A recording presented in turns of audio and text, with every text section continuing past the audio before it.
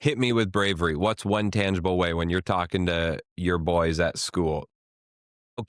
How can they be brave in a practical way in today's day and age when it's like the coziest life anyone's ever lived in 20,000 years? For boys at school specifically, I'd say one big way you can be brave is to stand up to your friends when they are Whoa. saying or doing things. Whoa, baby. Go. Sorry, you just nailed me with that one. Yeah, like I think a lot of the time, again, as a teacher, you deal with a number of different issues, as everybody can imagine.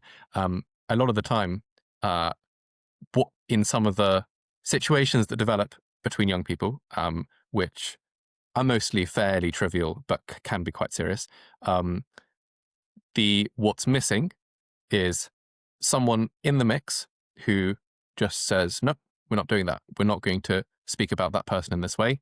We're not going to send that message, or we're not going to, make these poor decisions that are going to impact our lives in these ways. And actually, all it takes often is that one person to say no, and then other people start thinking, oh yeah, maybe that's a good idea. Maybe we don't need to do that. I think actually for the courage to say no is one which is often underrated. Whoa, that brings to mind my godson and nephew, Luke, who was always so admirable in bringing the outsider into the group. I noticed it as he was coming of age in grade school and middle school and high school. And for me, when I was that age, it was so noticeable to me because I was so worried personally about fitting in. I was so anxious and self-concerned that if I was in and someone else was out, it was like, hey, fend for yourself, buddy. I got in here. Now you got to crawl your way in if you're going to get it.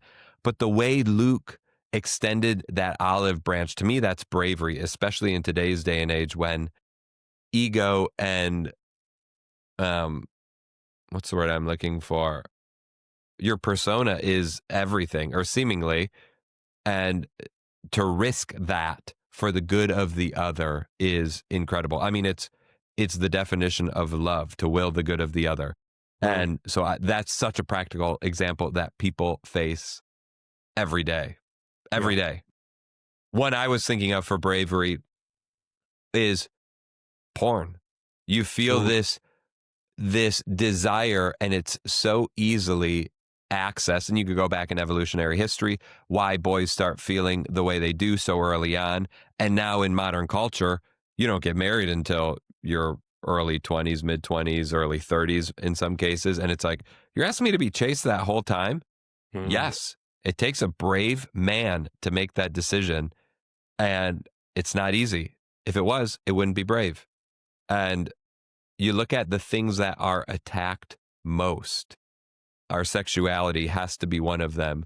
And I would argue those are the most special things in our lives. The things that society tries to tear apart the most are the things we need to uphold as seriously as possible. That might be a little rich for an 11-year-old, but the older people listening might be able to get a grasp on that. Am I crazy there, or am I on point? No, absolutely. And I mean, it's part of the same thing, really. I think that's an example of standing up, but this time you're standing up to yourself.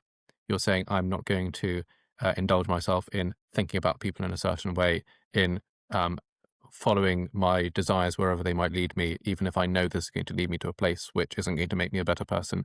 I think that sort of courage to sort of have something cross your mind and say no, be that sort of in a group of people, or be that just on your own, and be able to say, no, I know who I am, and this is not who I want. This is not who I want to be. These decisions will not make me the person that I want to become. That is a great example of courage, I think. And that's, if anybody can read Bedrock and make one decision like that, having read one of our articles, we'll have done our job.